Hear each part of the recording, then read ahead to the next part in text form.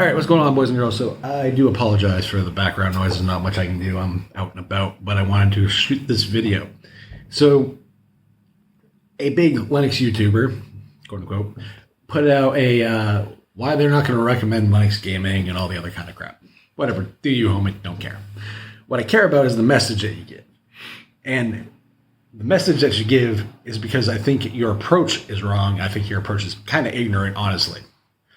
The way we have been looking at Linux gaming on, laptops, desktops, all that stuff, I think has been misconstrued.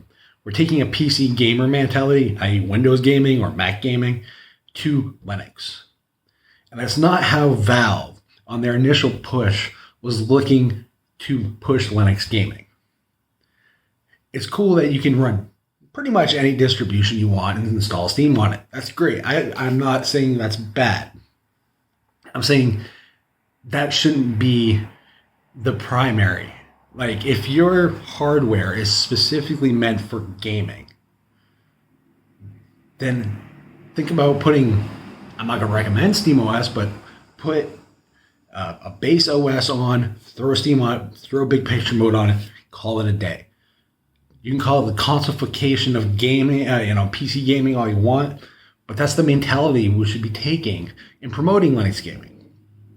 Because what Valve very badly did when the Steam Machine stuff was announced was they didn't sell it in the right way.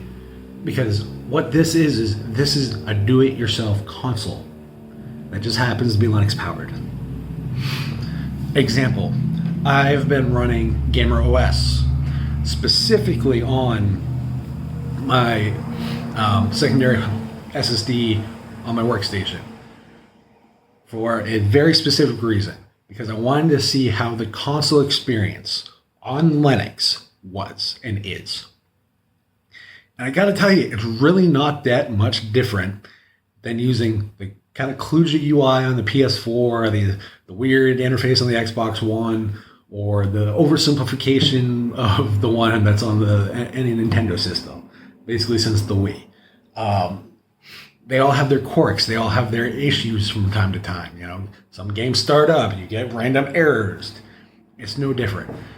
So some of the games I've been playing in this console-fied version, and yes, you can run Windows games from big picture mode. From big picture mode in the generic UI. It's literally click on the game you want, go to manage game, Steam Play options, force enable whatever version of Proton you want, back out, go back, click install. That's it. And that is what I've been doing. And I've been playing games like Darksiders 3. I have played DMC Devil May Cry. I've played the DMC4, I've tried AI the Somnium Files, Tales of Berseria, and they all work. And the best part about this is on an 8-year-old machine.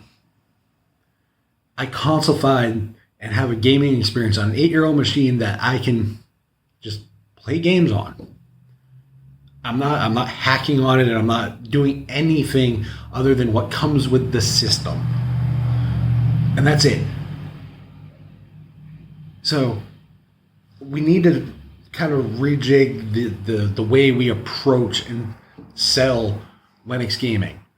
If we sell it as a DIY solution to console gaming, then that is the right way to go about it. But we don't. We sell it as an alternative to PC gaming.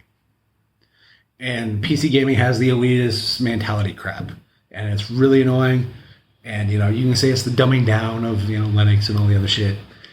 But at the end of the day, I think if we sell it in the way that it should be sold, and the way it should be brought to people's attention, that, hey, you can have a do-it-yourself console with a ton of, even if you're not doing Proton with it, you can say 6,000 plus games on it, and that's it.